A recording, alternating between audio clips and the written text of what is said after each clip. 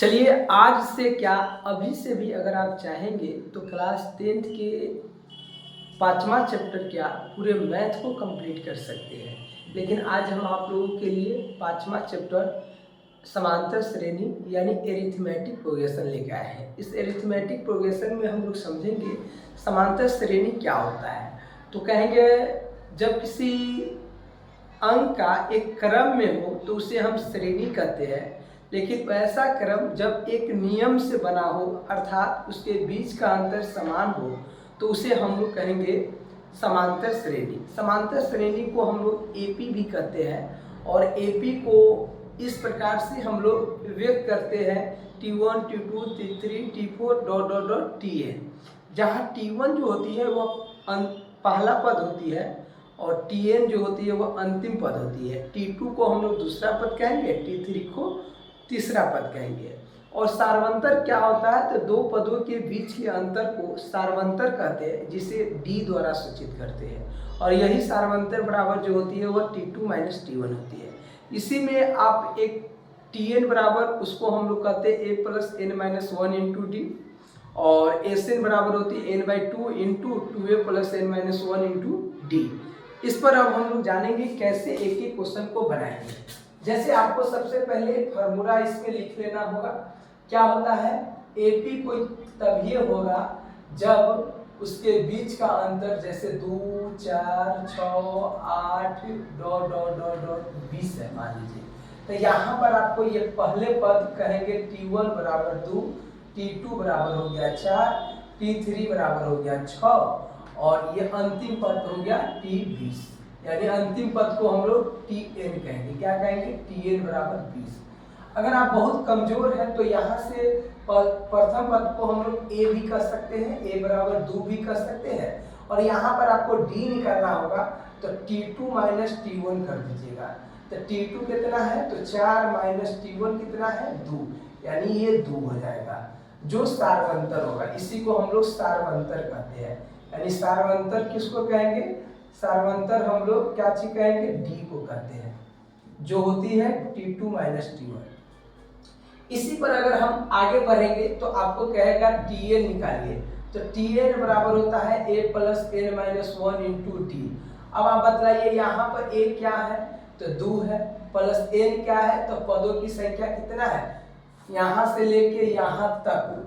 तो पदों की संख्या आपको कैसे निकालेंगे वे देखिएगा। मान लीजिए यहाँ से यहाँ तक 10 पद है तो 10 माइनस 1 इंटू डी कितना है तो डी आपको 2 है।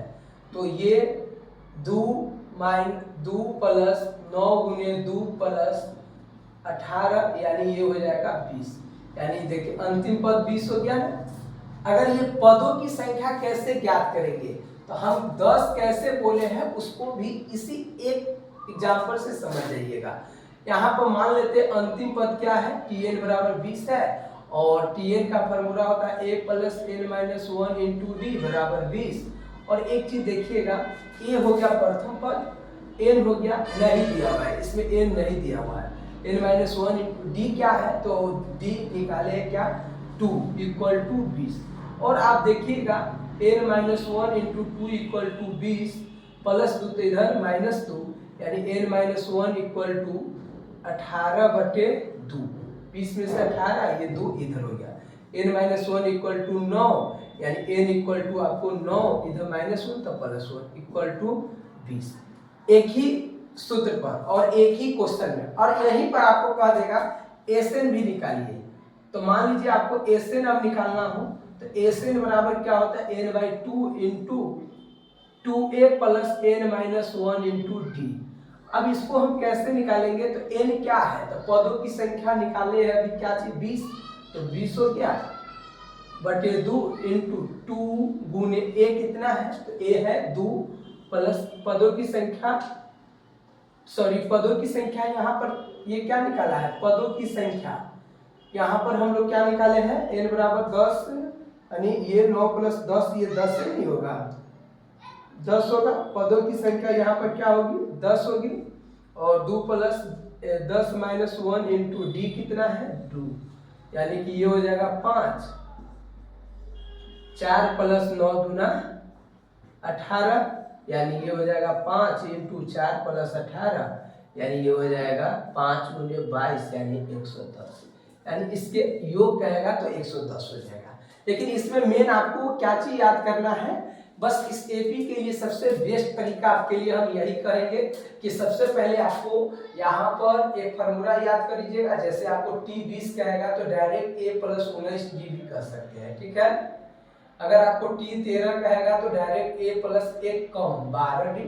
अगर आपको कहेगा टी 17 तो a प्लस 16 डी। इस तरह से आप एपी को निकाल सकते हैं, ठीक है। उसके बाद हम लोग नेक्स्ट जानेंगे क्या है से समझिएगा। अब इसी पर हम आपको एक और फॉर्मूला देते हैं, जैसे निर्देशांक ज्यामिति ले लेते हैं। ओके, ये चैप्टर में तो कंप्लीट हो गया। चलिए अब हम आपको थोड़ा समझाने की कोशिश करते हैं कि इस चैप्टर के बाद आप अगर आ गया मान लीजिए निर्देशांक ज्यामिति, तो उसको कैसे बनाइएगा से देखिएगा, ठीक है। तो यही एक ही फॉर्मूला से तो सब खत्म हो जाएगा, लेकिन हम आपको थोड़ा कोशिश करते हैं समझाने की। जैसे आपको एक चैप्टर है निर्देशांक ज्यामिति, निर्देशांक ज्यामिति। तो इस निर्देशांक ज्यामिति को हम कैसे बनाएंगे इसे देखिएगा। निर्देशांक ज्यामिति को भी हम फास्ट रिवीजन इसी तरह से करेंगे।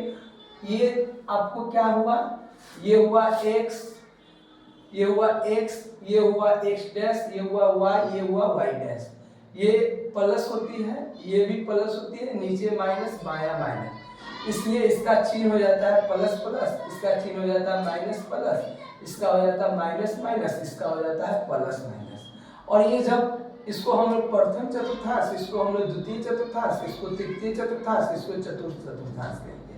और यहाँ पर देखिएगा प्रथम चतुर्थांश का चिन्ह प्लस प्लस माइनस प्लस, दूसरा का तीसरा का माइनस माइनस और प्लस माइनस होता है। यहाँ पर आपको मूल बिंदु x एक्सिस और y एक्सिस जिस बिंदु पर मिलती है उसको मूल बिंदु कहते हैं। और मूल बिंदु का निर्देशांक जो हो गया, मूल बिंदु का निर्देशांक कितना आया 0,0। उसके बाद हम क्या सीखे हैं, मूल बिंदु से किसी बिंदु की बीच की दूरी कहेगा x, y, तो x² प्लस y²। ये भी आपको कहेगा दूरी सूत्र क्या है, तो दूरी सूत्र से दूरी बराबर जो होती है वो root under x2 minus x1 के whole square plus y2 minus y1 के होल स्क्वायर। ओके, उसके बाद आपको यहीं पर कहेगा कि दूरी सूत्र के बाद आपको कहेगा चौथा मध्य बिंदु का निर्देशांक क्या होगा, तो मध्य बिंदु का निर्देशांक जो होती है वह x1 प्लस x2 बटे 2 और y1 प्लस y2 बटे 2 होती है। उसके बाद आपको पांचवा कहेगा मध्य बिंदु हो गया।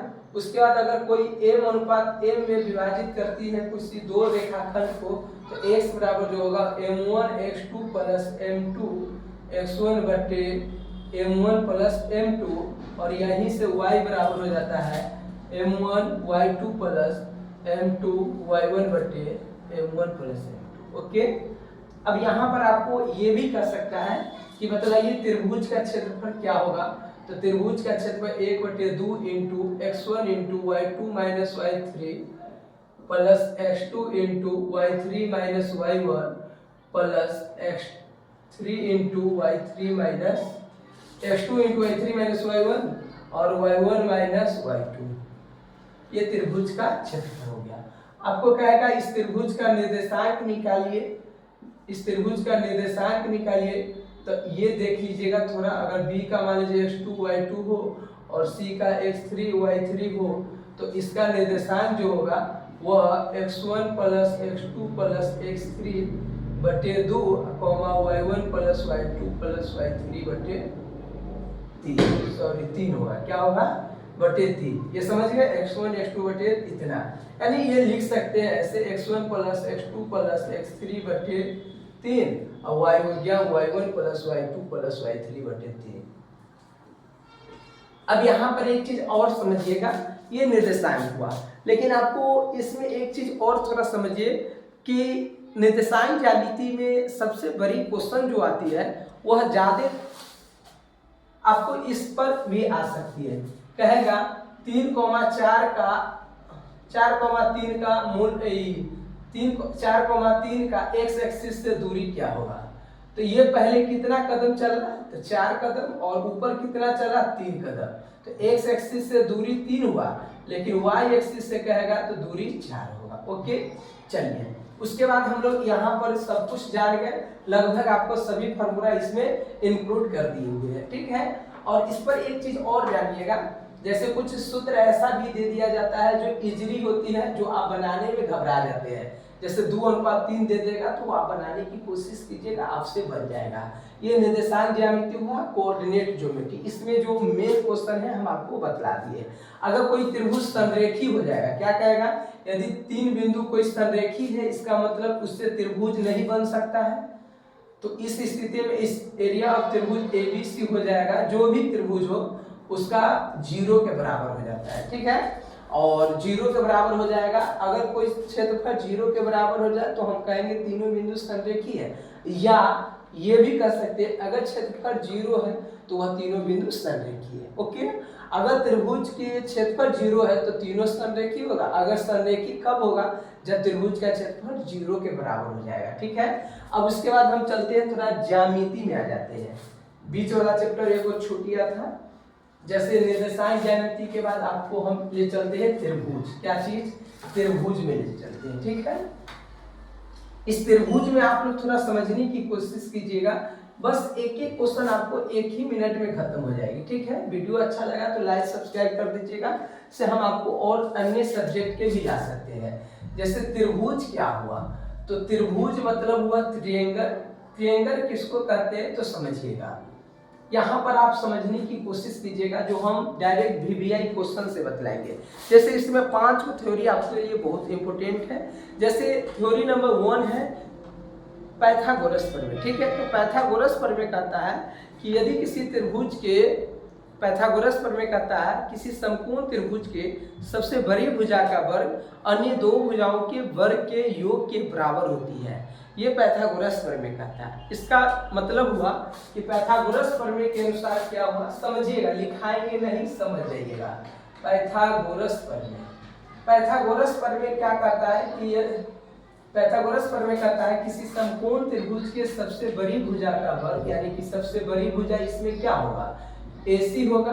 तो ये कहता है कि AC स्क्वायर बराबर जो होगी वह AB square plus BC square होगा। इसी को कहेंगे कर्व स्क्वायर बराबर लंब स्क्वायर प्लस आधार स्क्वायर।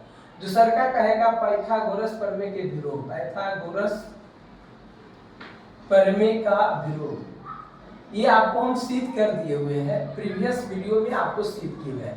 पाइथागोरस का विरोध कहता है कि यदि किसी त्रिभुज के सबसे बड़ी भुजाओं का वर्ग अन्य 2 भुजाओं के वर्ग के योग के बराबर है, तो सबसे बड़ी भुजा के सामने वाला कोण जो होगी वह समकोण होगी, अर्थात 90 डिग्री होगी।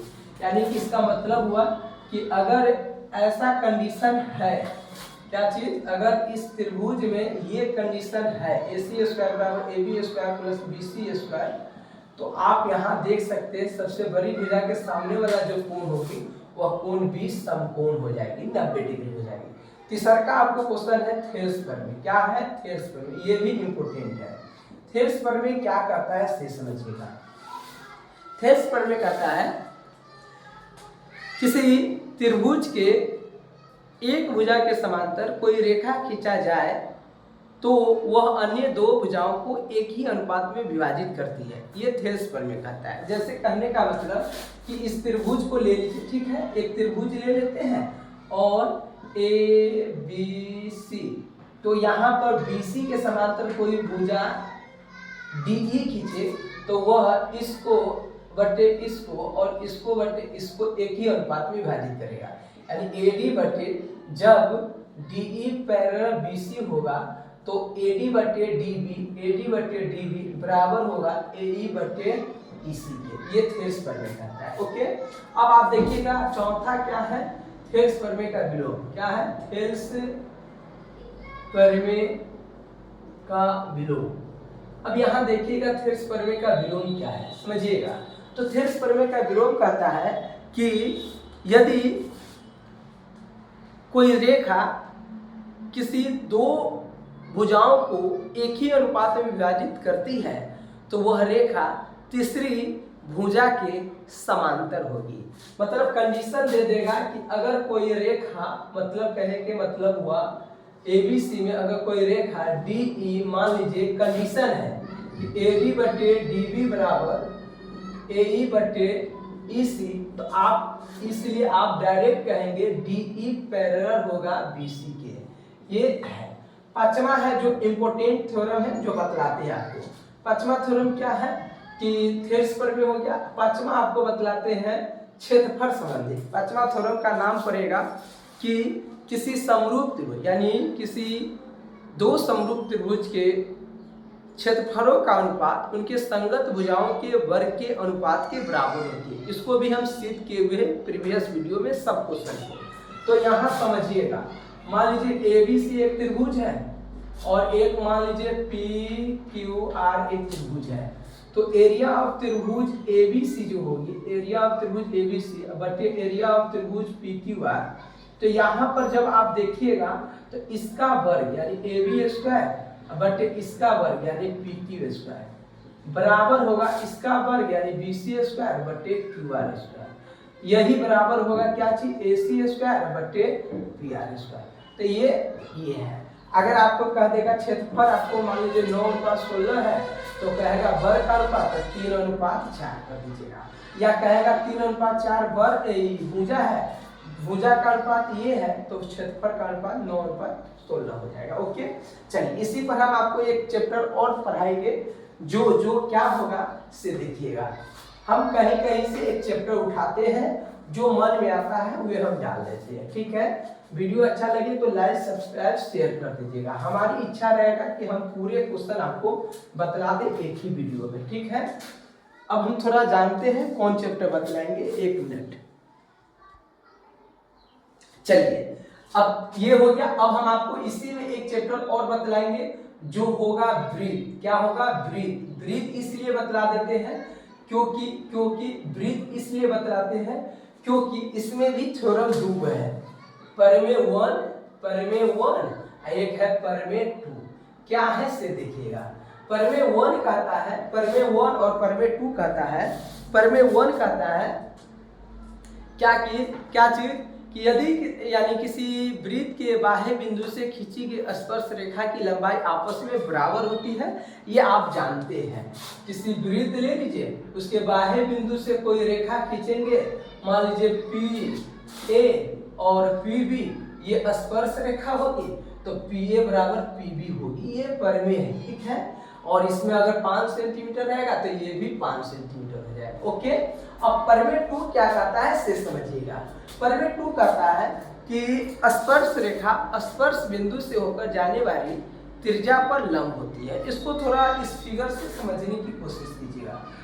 ये जो हुआ ये स्पर्श बिंदु हुआ और ये स्पर्श बिंदु है। क्या है, स्पर्श बिंदु है। और ये स्पर्श रेखा है। क्या है, स्पर्श रेखा है। अब स्पर्श रेखा स्पर्श बिंदु से होकर जाने वाली त्रिज्या पर क्या होती है, लंब होती है, यानी ये 90 डिग्री का कोण बनाती है। और ये मान लीजिए ये आपको A है, ये O है, ये B है, तो यहाँ आप बोल सकते हैं कि इसके सामने वाला भुजा कर्म हो जाएगी, ये आधार या ये आधार लंब हो जाएगा। तो इस कंडीशन से आपको कभी कभी मान दे दिया जाता है कि ये 3 है, त्रिज्या 4 है, तो वृत्त के केंद्र से बाह्य बिंदु की लंबाई तो OB बराबर डायरेक्ट आप लगा दीजिएगा। ये कर्म है तो 4 के स्क्वायर प्लस 3 के स्क्वायर, यानी कि आप निकालिएगा इसका 25 यानी 5 हो जाएगा। ओके, चलिए ये थ्योरम था जो हम आपको बतला दिए। इसमें एक चीज और समझिएगा, वृत्त है, सभी वृत्त एक दूसरे के समरूप होते हैं, सर्वांगसम नहीं होते हैं। सभी वृत्त एक दूसरे के समरूप हो सकते हैं लेकिन सर्वांगसम नहीं होते हैं। और उसमें हम लोग जानेंगे वृत्त के बाह्य बिंदु से मैक्सिमम एक बिंदु से 2 ही स्पर्श रेखा खींची जा सकती है, और यदि किसी वृत्त को 2 बिंदु पर काटती है तो उसको हम लोग छेदक रेखा या प्रतिच्छेदी रेखा कहेंगे। एक बिंदु पर काटती है तो उसको हम लोग स्पर्श रेखा कहेंगे, स्पर्श रेखा कहेंगे। और जब एक भी बिंदु पर नहीं काटे, मान लीजिए इस वृत्त को कहीं नहीं काटा, तो अछेदक या अप्रतिच्छेदी रेखा कहेंगे। ठीक है, अब हम लोग यहाँ पर जानेंगे वृत्त के बारे में। आप लोग जानते हैं वृत्त का परिधि 2πr होता है और परिमाप भी 2πr भी होता है, क्षेत्रफल πr² होता है, d बराबर 2r होता है, r बराबर d/2 होता है। और एक चीज और इसमें देखिएगा, अर्धवृत्त का आधा हो जाएगा यानी πr हो जाएगा परिधि, और परिमाप जब कहेगा अर्धवृत्त का परिमाप, ये अच्छा क्वेश्चन है, अर्धवृत्त का परिमाप, तो ये आपको यहाँ देख लीजिएगा, अर्धवृत्त है यानी कि यहाँ से यहाँ तक πr है और ये r और r 2r हो जाएगा, यानी r कॉमन लेंगे तो π+2 हो जाएगा। ओके, चलिए अर्धवृत्त के बारे में आप लोग समझ गए। अब हम आगे बढ़ते हैं, वृत्त हो गया, अब वृत्त से संबंधित क्षेत्रफल भी इसी में जान लेते हैं। ठीक है, जो आता है वह चैप्टर हम आपको समझाने की कोशिश करते हैं, जो आपके लिए इजी ही होगा, जो भारी नहीं होगा, जो हम डायरेक्ट आपको बतला रहे हैं। ठीक है, जैसे वृत्त से संबंधित क्षेत्रफल, वृत्त से संबंधित क्षेत्रफल, वृत्त से संबंधित क्षेत्रफल क्या होगा से देखिए, संबंधित क्षेत्रफल, तो वृत्त से संबंधित क्षेत्रफल जो होगी एरिया रिलेटेड टू सर्किल, ये क्या होता है से देखिएगा। सबसे पहले आपको पता होना चाहिए वृत्त है, तो वृत्त का क्षेत्रफल तो हम समझा दिए। यहाँ पर अगर ऐसे हो गया तो ये त्रिज्य खंड हो जाती है, क्या हो जाती है, त्रिज्य खंड। तो त्रिज्य खंड का क्षेत्रफल जो होता है वह क्या होता है से, त्रिज्य खंड का क्षेत्रफल जो होगा वह θ/360 πr² होता है। उसके बाद दूसरा क्या कहेगा, त्रिज्य खंड की लंबाई, त्रिज्य खंड की चाप की लंबाई, चाप की लंबाई, तो चाप की लंबाई आपको कहेगा तो वही होगा, सेम होगा, लेकिन यहाँ पर 360 होगा, 2πr होगा, क्या होगा, 2πr होगा। ये OAB है, चलिए कोई बात नहीं है। तीसरा का आपको कहेगा ये जो हुआ यहाँ से यहाँ तक के भाग, ये भाग, इसको हम लोग वृत्त खंड कहते हैं, यानी वृत्त खंड का क्षेत्रफल, लघु वृत्त खंड का क्षेत्रफल जो होगा वह क्या होगा, तो r² θ/360 पाई -1/2 sin। ये फॉर्मूला प्रूव किए हुए हैं, प्रीवियस वीडियो देख सकते हैं। हम आपको शॉर्टकट बतलाने की कोशिश करते हैं। ठीक है, वृत्त के केंद्र पर 360 डिग्री का कोण बनता है, 1 पाई बराबर होता है 180 डिग्री, 2 पाई बराबर हो जाएगा 360 डिग्री। ओके, चलिए वृत्त के केंद्र पर हम लोग ये समझ के, वृत्त के अर्धवृत्त, वृत्त, ये सब समझ गए। हमारी इच्छा से इस चैप्टर में इतना ही है, और क्षेत्रफल हम बतला दिए हुए हैं πr² होता है, ये समझते हैं, इस पर हम समय बर्बाद नहीं करना चाहते हैं। ठीक है, इसी पर आपको सब क्वेश्चन बन गया होगा लगभग। चलिए अब हम लोग समझेंगे, बनिए जाएगा एग्जाम हॉल में, इससे बाहर नहीं रहता, मेन वहाँ फॉर्मूला ही मेन है। चलिए उसके बाद हम वृत्त से संबंधित क्षेत्रफल के बाद हम एक आपको डायरेक्ट रचना पर ले चलते हैं। कहां पर ले चलते हैं, रचना पर ले चलते हैं, इसको फास्ट लिखिएगा। चलिए रचना पर यानी कंस्ट्रक्शन पर ले चलते हैं। इसमें आपको एक रेखाखंड 8 सेंटीमीटर के दे दिया हुआ है और इसको 2:3 में विभाजित करना है। तो इस स्थिति में आप सबसे बड़ा 1, 2, 3 भागों में बांट दीजिएगा। फिर इसी के समांतर एक रेखा यहाँ पर भी खींचेगा, इसके समांतर ऊपर की ओर खींचिएगा, और इसको ऊपर है तो 1, 2, 3, और ऊपर है तो इसको ऐसे काटिएगा, यानी कि ऊपर कितना है, यानी कि इसका नाम दे देते हैं BC है, मान लीजिए इसका नाम A दे दिए, तो ये A1 हो गया, ये A2 हो गया, ये A3 हो गया, और ये हो गया B है तो B1, B2।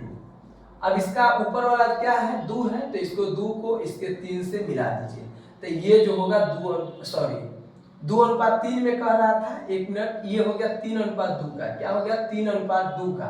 तो नीचे सबसे बड़ा क्या है 3 है, और सबसे छोटा क्या है 2 है, तो इसको हम ऐसे कर दिए हैं, तो ये 3:2 हो गया। देखिए बड़ा ये है, ये छोटा है। उसी प्रकार से एक और कहेगा सेम, लेकिन हमें क्वेश्चन बदल देगा, क्या बदल देगा कि 3:2 का है, तो इसमें आप कोशिश कीजिएगा, इसमें वही करना है। देखिए ये 3 है, 12 वाला को यहाँ किए है, लेकिन 3:2 कर रहा है, तो इस स्थिति में आपको 3:2 तो है 2:3 करना है। ओके, तो इस स्थिति को आप इसको सेम बराबर भागों में A1 A2 में काटिएगा और इसको आप 3 बराबर में B1 B2 और B3 में काटिएगा। लेकिन एक कोशिश कीजिएगा इसके A2 को इसके B3 से, तो ये हो गया 2:3। ये इम्पोर्टेंट है। एक रचना और हम आपको समझाएंगे। कहेगा कि एक त्रिभुज की रचना कीजिए। क्या कीजिए? जो हम वीडियो में अच्छा ढंग से इसको बतलाए हुए आप लोग देख लीजिएगा। क्वेश्चन कर रहा है कि एक वृत्त की रचना कीजिए, एक वृत्त की रचना कीजिए, सॉरी एक त्रिभुज की रचना कीजिए जो दिए गए त्रिभुज के 3:4 में बांटता है। तो एक त्रिभुज बना देंगे, उसके बाद यहाँ पर कहता है 3:4 में बांटने के लिए, तो कोई बात नहीं है, इसमें 1 2 3 4 बराबर भागों में बांट दिए। क्या कर दिए? 4 बराबर में, यानी कि इसका नाम दे दीजिए BCA। तो B1 B2 B3 B4 कितने भागों में? तो 4। तो इसको C से मिला दीजिए और 3 पर कह रहा है तो B3 पर इसी कोण के बराबर यहाँ पर ऐसे खींचिएगा, फिर इस कोण के बराबर यहाँ पर, तो ये एक त्रिभुज का निर्माण हो जाएगा। लेकिन आपको जैसे ही ऐसा कहे क्वेश्चन, तो उस स्थिति में आपको कैसे बनाना है, बस सेम क्वेश्चन रहेगा, लेकिन कहेगा 3/4 4/7 का, तो आप इसको 7 पहले जितना बड़ा भाग है उस एक यानी B से B1 B2 B3 B4 B5 B6 B7 और B7 है, तो B7 है, लेकिन हमें 4 अंक पहले B4 को इससे में मिला दीजिए। उसके बाद इसको क्या चीज करना है? 3/4/7 है भाई, 7/4 रहेगा। ठीक है, 12 बनना चाहिए। जो 7 के यानी कि नया जो त्रिभुज बने वो 7 गुना होना चाहिए छोटा त्रिभुज से। तो ये देखिए, ये 3 गुना है, मतलब क्या 12 नया जो बनेगा वो छोटा बनेगा, तो अंदर बनेगा, और 7/4 है यानी कि 7 गुना कर रहा है, तो ये बाहर बनेगा। तो पहले निचका को मिला दीजिए, B4 को C से मिला दीजिए। उसके बाद इसी के समांतर B7 पर एक बनाइए जो इसके समांतर हो। उसके बाद फिर इस कोण के बराबर इस पर एक कोण बनाइए और इस स्थिति को आगे बढ़ाइए, तो ये हो जाएगा A', B, C'। इस तरह से हमें एक नए त्रिभुज बना, जो वीडियो में देख लीजिएगा। ओके, इंपॉर्टेंट है, 2 ही क्वेश्चन इस पर इंपॉर्टेंट है। हम आगे बढ़ते हैं, कंस्ट्रक्शन हो गया। उसके बाद एक चैप्टर हम आपको और समझाने की कोशिश करेंगे, क्या है से देखिएगा। हम आपको खींच के लाएंगे पृष्ठीय क्षेत्र एवं आयतन से पहले आपको हम खींच के लाएंगे कहाँ से देखिएगा। पृष्ठीय क्षेत्र एवं आयतन में जाने से पहले हम प्रायिकता में ले जाएंगे आपको। प्रायिकता क्या हुआ से समझिएगा। प्रोबेबिलिटी में आपको किसी घटना ई के अनुकूल परिणामों की संख्या बटे कुल संभव परिणामों की संख्या को ही प्रायिकता कहते हैं। प्रायिकता का मैक्सिमम मान जो होता है 0 P(1), यानी प्रायिकता का मैक्सिमम मान 1 और सबसे न्यूनतम मान 0 और उसी के बीच में होती है। यानी कि एग्जांपल में आपको कहेगा -1 प्रायिकता का मान नहीं होगा, -2 भी नहीं होगा, 3/2 भी नहीं होगा, क्योंकि इसका मान 1.5 हो जाएगा जो 1 से बड़ा है। इस स्थिति में इसका मान प्रायिकता का मान 60% कहेगा तो होगा, क्योंकि 60% का मतलब 60/100 यानी कि ये 0.6 जो होगा। और नेक्स्ट कंडीशन है प्रायिकता बराबर, ये हो गया प्रायिकता बराबर जो होती है PE प्लस PE नोट का मान जो होती है वो हमेशा 1 के बराबर होती है। तो यहाँ से आपको 0.35 दे दिया तो PE डैश का मान निकालना होगा, तो 1 में से 0.35 घटाइएगा तो 0.65 आ जाएगा। ओके, जो हल्का है और इजी है। निश्चित घटना की प्रायिकता 0 होती है, निश्चित घटना की प्रायिकता 1, अनिश्चित की 0 होती है।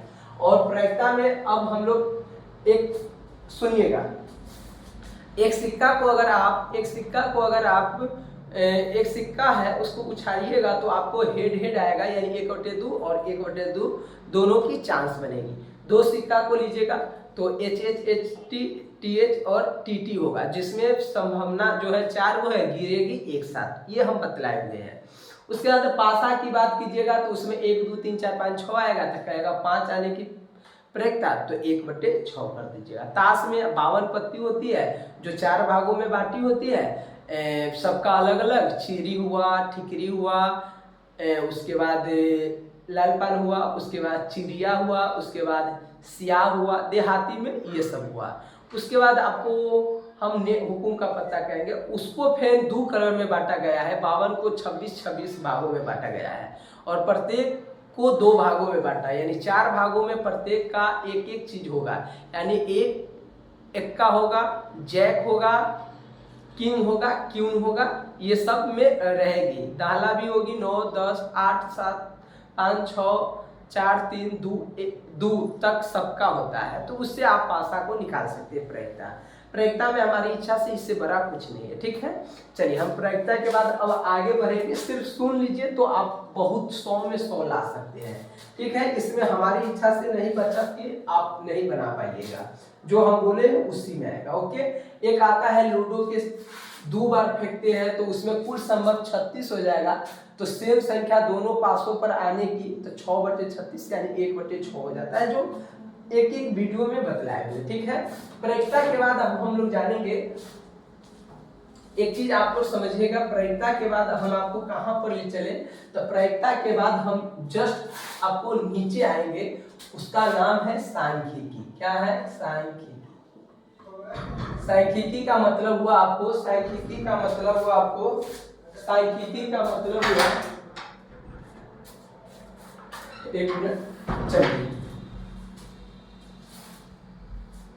देखिएगा, सांख्यिकी का मतलब क्या हुआ से देखिएगा। तो सांख्यिकी यानी कि स्टैटिक्स होता है। तो सांख्यिकी में आपको पता होगा तो माध्य सबसे पहले निकालना है। क्या है? तो माध्य, और एक होता है माध्यक या माध्यिका, एक होता है बहुलक। यही जो होती है 3 केंद्रीय प्रवृत्ति की माप होती है, ऑब्जेक्टिव में रहता है, केंद्रीय प्रवृत्ति की माप होती है, ओके। केंद्रीय प्रवृत्ति की यही माप होती है, माध्य, माध्यिका और बहुलक, माध्यिका भी कहते हैं इसको। इसमें आपको सबसे पहले माध्य निकालना होता है। तो औसतों का योग बटे प्रश्नों का योग बटे प्रश्नों की कुल संख्या, जो ऐसे निकाल लेते हैं। अगर आपको जैसे मान लीजिए आपको कहेगा 1, 2, 3, 4, 5 का माध्य, तो इस स्थिति में माध्य निकालिएगा तो 1 + 2 + 3 + 4 + 5 बटे 5 जोड़िएगा तो 3, 3, 6, 4, 10, 5, 15/5 यानी 3 आ गया।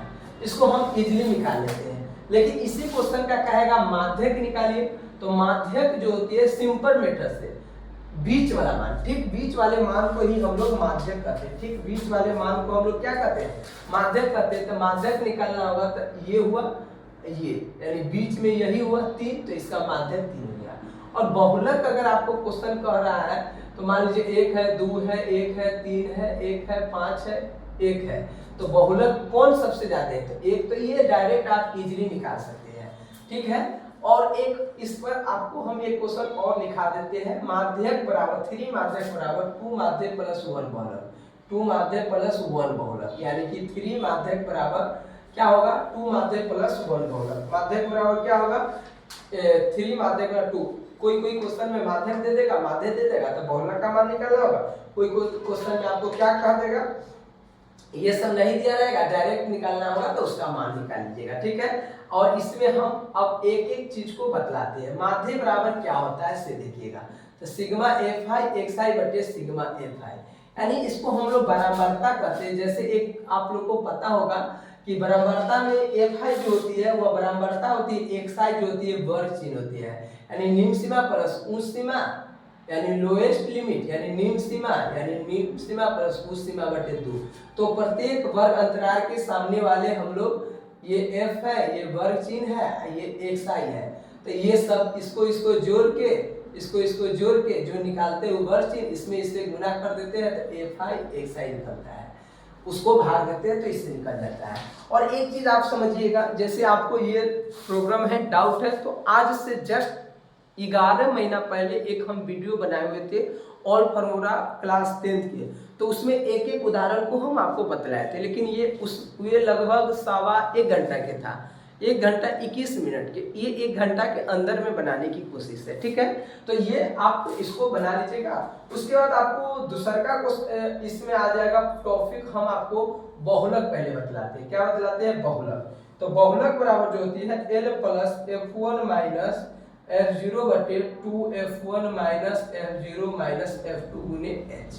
यहाँ पर बहुलक वर्ग मतलब क्या होता है इसे समझिएगा। जब हम किसी बहुलक वर्ग मतलब कि सबसे अधिक बार जो बराबरता आती है उसके ठीक सामने वाले वर्ग को बहुलक वर्ग कहते हैं। बहुलक वर्ग की ये एल जो होती है वह निम्न सीमा होती है और F1 जो होती है बहुलक वर्ग की बराबरता होती है। F0 होता है बहुलक वर्ग के ठीक ऊपर वाले वर्ग की बराबरता, F2 होता है बहुलक वर्ग के ठीक नीचे वाले वर्ग की बराबरता। H होती है वर्ग माप की लंबाई, जैसे 10 से 15 में तो ये माप हो जाएगा 5। ओके, ये आपको ये था, इसको लिखिए फास्ट, तब हम आपको लिखाते हैं क्या चीज माध्य। इसको फास्ट लिखिए, लिख लिए, बस कुछ नहीं है, देखिएगा। चलिए ये समझिएगा, ये आप देख लीजिएगा, थोड़ा बहुत इजी है, बस इससे ज्यादा कुछ नहीं रहेगा। जो बच्चे वहां संतुलन में रहेंगे, एग्जाम हॉल के जो संतुलन में रहेंगे, बैलेंस में रहेंगे, उनको ही नंबर आएगा। जो घबराएगा, फरफराएगा, जो घबराएगा वह, जो डरेगा यानी जो घबराएगा वह पगलाएगा, जो घबराएगा वह गड़बड़ाएगा। यही सब देहात के ट्रिक है, इस सबको ध्यान में रखिएगा। एक होता है माध्यक बराबर क्या होता है समझ जाइएगा।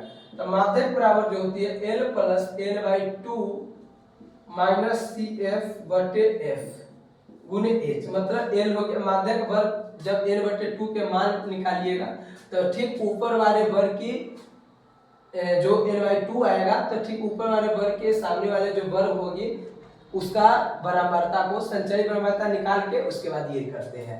उसके बाद L माध्यक वर्ग की निम्न सीमा हो जाएगी, N/2 तो मान निकालेंगे। CF जो होगा माध्यक वर्ग के संचयी बराबरता, F हो गया माध्यक वर्ग की बराबरता, H हो गया माप यानी वेग, जो बहुत इंपॉर्टेंट है, इसको देख लीजिएगा। ठीक है, बहुत इंपॉर्टेंट है, अगर इसको भी डाउट है तो मेरा एक वीडियो देख लीजिएगा। ठीक है, चलिए अब हम सांख्यिकी के बाद अब हम डायरेक्ट आते हैं पृष्ठीय क्षेत्रफल एवं आयतन। पृष्ठीय क्षेत्रफल एवं आयतन थोड़ा समझने की कोशिश। क्षेत्रफल एवं आयतन ये क्या हुआ से समझिएगा। पृष्ठीय क्षेत्रफल एवं आयतन क्या होता है, इसमें घन, घनाभ, गोला इस सब के बारे में बतलाया गया है, जो हम आपको डायरेक्ट बतलाएंगे। इस सब का विश्लेषण हम ऑफलाइन क्लास, ऑनलाइन क्लास में एक एक वीडियो को बतलाए हुए हैं, जो हम आपको पता भी होगा। जैसे देखिएगा, घनाभ का मतलब हुआ, घनाभ के सभी फॉर्मूला लिख लेते। ठीक है, जैसे ये हुआ। ठीक है, तो घनाभ के फॉर्मूला को आप देखिएगा कैसे। तो घनाभ का आयतन जो होगा, यानी पहले पृष्ठीय क्षेत्रफल संपूर्ण यानी पहले आयतन से चलते हैं, आयतन जो होगी वह LBH होगा। क्या होगा, L होगा, L मान लीजिए, इसको B मान लीजिए, LBH होगा।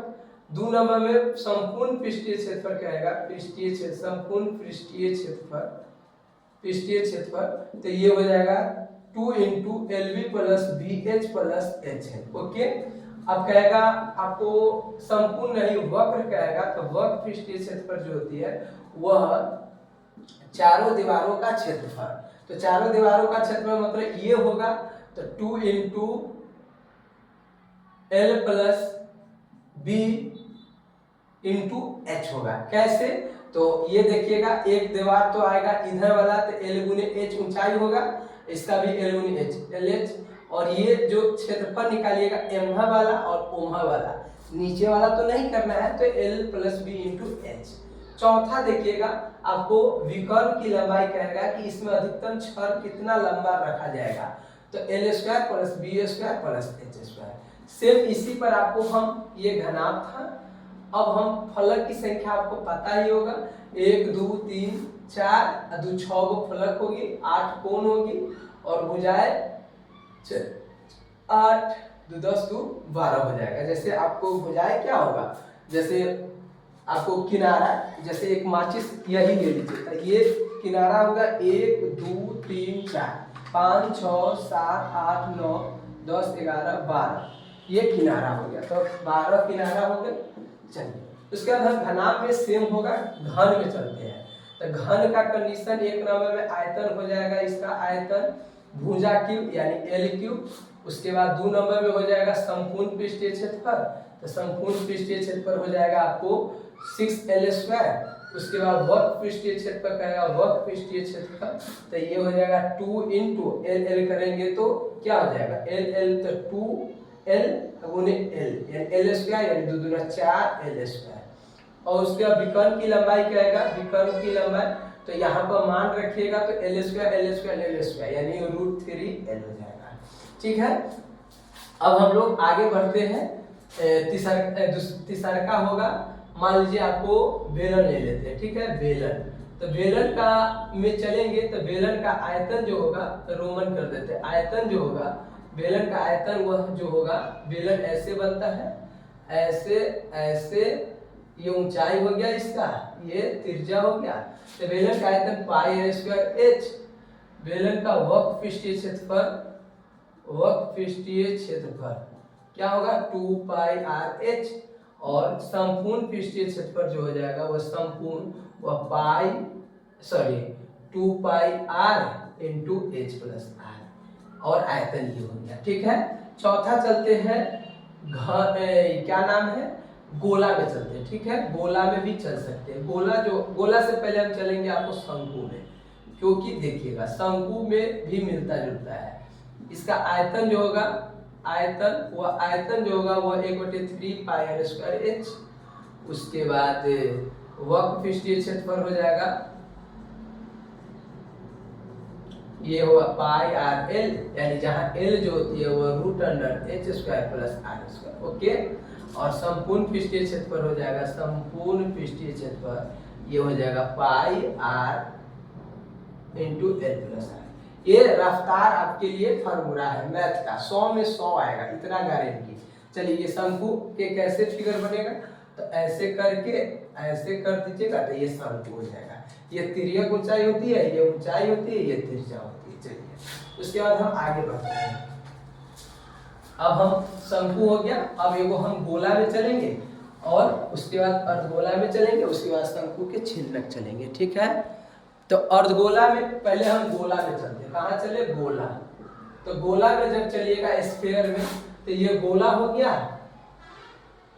ये गोला हो गया। तो गोला का आयतन जो होगा, आयतन जो होगा वह 4/3 पाई आर क्यूब। दूसरा का गोला का वक्र पृष्ठीय क्षेत्रफल जो होगा, वक्र पृष्ठीय क्षेत्रफल सेम रह जाता है 4 पाई आर स्क्वायर, और संपूर्ण पृष्ठीय क्षेत्रफल भी सेम रह जाएगा, क्या हो जाएगा 4 पाई आर स्क्वायर। ओके, अब हम अर्धगोला में चलते हैं। अर्धगोला में क्या होगा से देखिएगा, सेमी स्फीयर।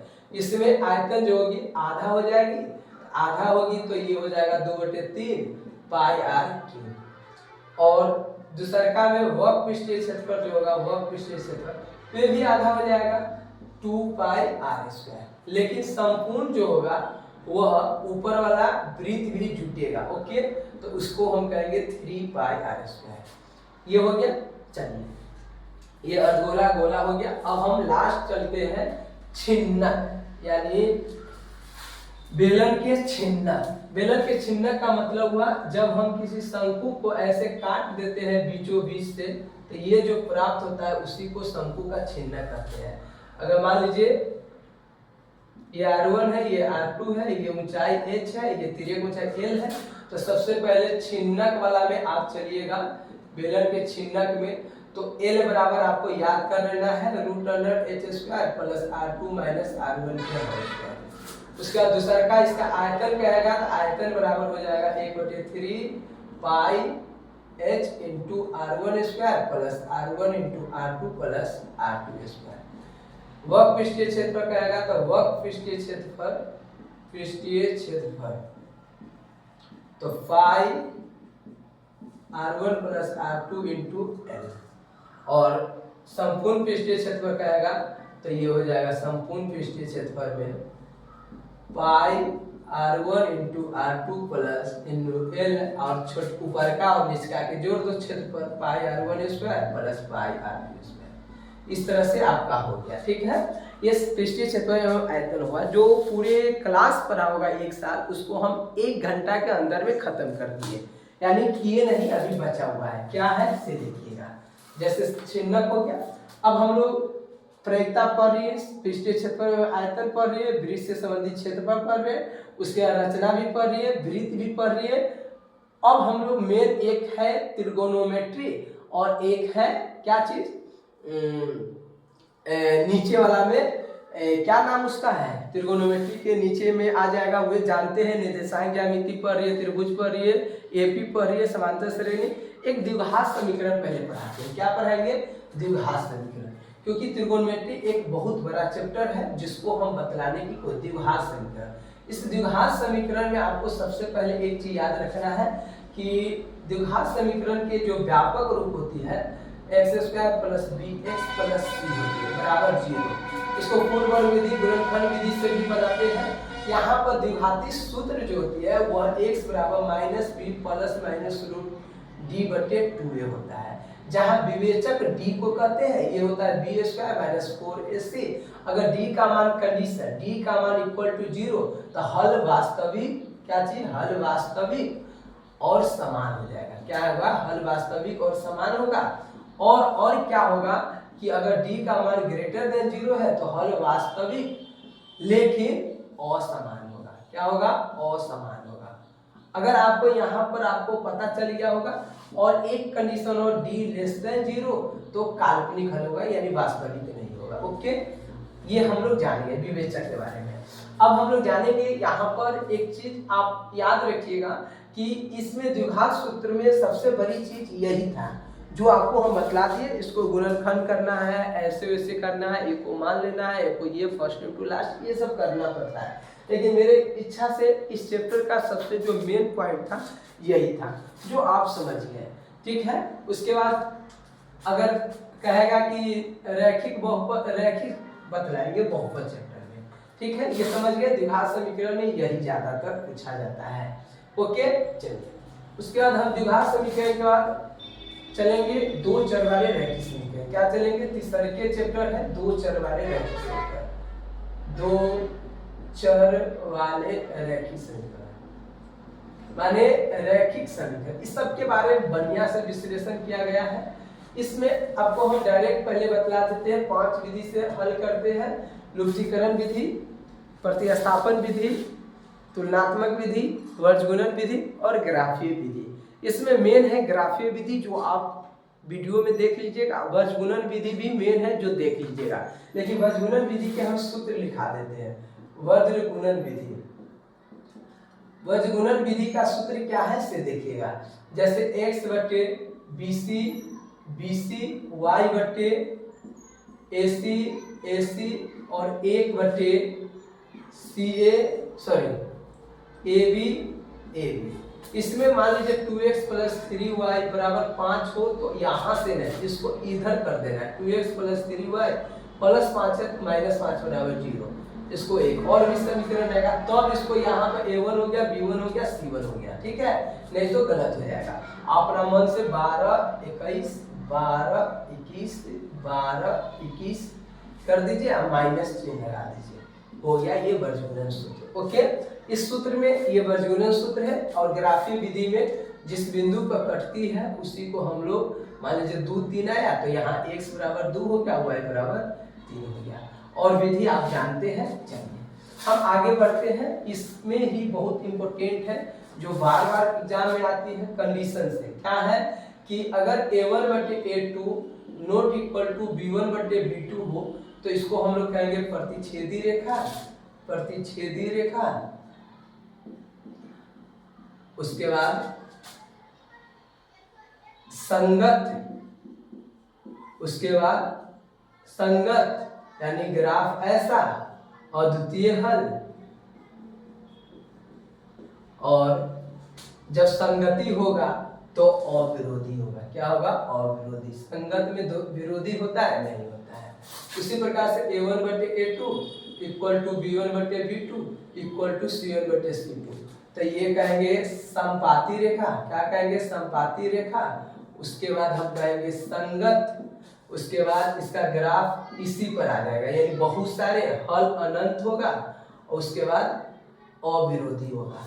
लेकिन जैसे ही कहेगा a1/a2 = b1/b2 ≠ c1/c2, तो इसमें आप कहिएगा समांतर रेखा। क्या कहिएगा, समांतर रेखा। असंगत, और ये होगा कहीं नहीं कटेगा। और अनंत हल नहीं, कोई हल नहीं। क्या, कोई हल नहीं। और यहाँ पर विरोधी, जब संगति नहीं है तो विरोधी ही होगा। चलिए ये आप लोग समझिए, ठीक है। इसमें आप कंडीशन बैठा लीजिएगा। अब आपको हम दो चरण रैखिक समीकरण खत्म कर दिए। अब इससे जस्ट पहले एक और चैप्टर ले लेते हैं, तब हाइट एंड डिस्टेंस रहेंगे, ठीक है। पहले देख लेते हैं कितना टाइम हुआ। चलिए हाइट एंड डिस्टेंस में आते हैं, सॉरी पहले आएंगे बहुपद। तो बहुपद में आप लोग समझ जाइएगा, बहुपद में जिस बहुपद का व्यापक रूप यानी रैखिक बहुपद का व्यापक रूप ये होता है जहां a नॉट इक्वल टू 0, इसके गुण अधिकतम घात 1 होती है और इसके शून्यकों की संख्या भी 1 होती है। 2 नंबर में द्विघात बहुपद के व्यापक रूप ये होता है जहां a नॉट इक्वल टू 0 और इसके शून्यकों की संख्या घात 2 और शून्यकों की संख्या भी 2 होती है। त्रिघात बहुपद को कहेंगे ax³ + bx² + cx + d, जहां a नॉट इक्वल टू 0 घात भी 3 शून्यकों की संख्या भी 3 होती है। और हम जब जानेंगे, एक क्वेश्चन है इंपोर्टेंट है, x² bx + c या किसी द्विघात बहुपद के दो शून्य अल्फा बीटा है तो अल्फा प्लस बीटा बराबर जो होगा -b/a और अल्फा इंटू बीटा बराबर जो होगी वह c/a होती है। ओके, और द्विघात बहुपद बराबर फॉर्मूला इसी में लिख देते हैं, बहुपद बराबर x² - alpha plus beta into x plus alpha beta. इसी पर एक और कंडीशन है कि कहेगा त्रिघात बहुपद bx² + cx² + d बराबर ये है, इसके शून्यक अल्फा बीटा गामा है तो alpha plus beta plus gamma, तो -b/a कर दीजिएगा। Alpha beta plus beta gamma plus gamma alpha बराबर कर दीजिएगा c/a और अल्फा बीटा गामा -d/a। हाँ, जीवन में एक चीज याद रखिएगा, कर भरा तो हो भरा, कर बुरा तो हो बुरा, ये याद रखिएगा। जीवन में हमेशा खुश रहिए, नो टेंशन नो प्रॉब्लम, और स्टार्ट डूइंग स्टॉप थिंकिंग, यानी स्टॉप थिंकिंग स्टार्ट डूइंग, यानी कि सोचना बंद कीजिए, करना चालू कीजिए। ये हो गया, ये त्रिघात बहुपद बराबर होगा कंडीशन, ये होता है क्या से देख लीजिएगा, ये होता है x³ - alpha plus beta plus gamma into x² plus alpha beta beta gamma gamma alpha into x minus alpha beta gamma. Okay, ये हो गया, ये आपको बहुपद हो गया, समझ गए। चलिए अब हम आगे बढ़ेंगे। बहुपद के बाद उस चैप्टर में आने से पहले हम एक पहला चैप्टर भी खत्म कर देते हैं। काहे कहिएगा कि नहीं खत्म किए, वास्तविक संख्या। बस वास्तविक संख्या में कुछ नहीं है, देखिएगा वास्तविक संख्या क्या है से देखिएगा। रियल नंबर, इसमें आप समझ जाइए कि √2 क्या है, अपरिमेय संख्या, अपरिमेय संख्या है। √3 क्या है, अपरिमेय संख्या है। पाई क्या है, तो अपरिमेय संख्या है। 2 + √3 क्या है, तो ये भी अपरिमेय संख्या है। 2 + √4 क्या है, तो ये कहेंगे परिमेय संख्या है। √4 क्या है, तो परिमेय संख्या है। 22/7 क्या है, तो परिमेय संख्या है। और कहेगा 0.9 क्या है, तो परिमेय संख्या है। और 0.9999 डॉट ये भी परिमेय संख्या है, तब न p/q थे। लेकिन इसमें कहेगा 0.912359123 ये कोई कंडीशन नहीं है, रिपीटेशन का कंडीशन नहीं है, इसलिए यह अपरिमेय संख्या हो जाएगा। ठीक है, उसके बाद ये परिमेय हो जाएगा।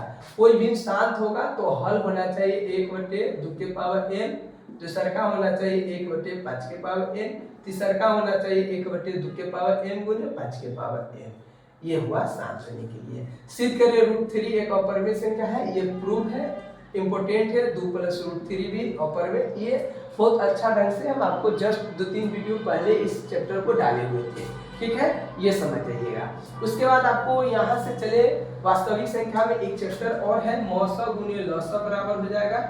मौसा गुने लौसा बराबर हो जाएगा पहली संख्या गुने दूसरी संख्या। यहाँ से आप निकालिएगा पहली संख्या, तो क्या होगा, तो पहली संख्या मौसा बटे लौसा बटे दूसरी संख्या, दूसरी संख्या निकालिएगा तो मौसा गुने लौसा बटे पहली संख्या। मौसा बराबर पहली संख्या गुने दूसरी संख्या बटे लौसा, लौसा बराबर पहली संख्या गुने दूसरी संख्या बटे मौसा। ये आपको इम्पोर्टेंट चैप्टर है। ठीक है, ये इसी पर आपको हो गया खत्म ये चैप्टर, ठीक है। अब इसमें आपको कुछ नहीं है, हमारी इच्छा से इसमें हाँ तो रूप क्या होगा, तो 2m का रूप सम का होता है, 2m + 1 का रूप विषम का होता है। ये कंडीशन आपके लिए बहुत मायने था जो हम आपको बतला दिए, ठीक है। इस चैप्टर में ज्यादा कुछ नहीं है, जो आप जानते हैं वही है। चलिए इसको लिखिए। चलिए अब हम आपको त्रिकोणमिति में ले चलते हैं। कहाँ ले चलते हैं? त्रिकोणोमेट्री में। किसमें ले चलते हैं? लगभग पूरे चैप्टर को हम लोग रिकवर कर दिए हैं। पहले हम ऊंचाई और दूरी में जाएंगे, ऊंचाई और दूरी में। ये क्यों गए हैं? क्योंकि ये भी चैप्टर को खत्म कर देते हैं, तब भारी चैप्टर ये है ना, ये है। तो जब वस्तु ऊपर की ओर हो तो आदमी की आंखों में और क्षैतिज रेखा के बीच जो कोण बनता है उसको उन्नयन कोण कहते हैं, उन्नयन कोण कहते हैं, ठीक है। बस खत्म। और जब व्यक्ति ऊपर हो और नीचे की ओर ताकना हो, वस्तु नीचे हो और नीचे की ओर, तो इस स्थिति में जो क्षैतिज रेखा और दृष्टि रेखा के बीच जो कोण बना उसको हम लोग अवनमन कोण कहेंगे। और मैथमेटिक्स रूप से उन्नयन कोण जो होती है वह अवनमन कोण के ही बराबर होती है। ओके, चलिए अब जान गए। अगर आपको एक कंडीशन कहेगा कि यदि किसी सूरज का उन्नयन कोण 45 डिग्री है और मीनार की ऊंचाई जो है 3 मीटर है, तो छाया की ऊंचाई याद करें। तो आप मूर्ख नहीं है जो इसको नहीं समझेगा। ये लंब हो गया, ये क्या हो गया? आधार हो गया। तो इस स्थिति में आप tan थीटा लगाइएगा। tan 45 बराबर 3 बटे लंब बटे आधार यानी BC, यानी 1 बराबर 3 बटे BC, यानी BC बराबर हो गया 1। लेकिन सब में ऐसे दे देना है। ओके, ये आपका खत्म हो गया। अगर ये ना रहता, ये निकालना रहता तो sin थीटा लगाते लंब बटे कर्व। ओके, जो निकालना है उस रिश्ता यानी sin theta cos theta tan theta ही यहाँ पर मायने रखेगा, जो अब हम समझाते हैं इसमें, ठीक है। अब हम आएंगे उन्नयन कोण। किसमें आए? उन्नयन कोण। सॉरी, अब हम आएंगे लास्ट त्रिकोणमिति,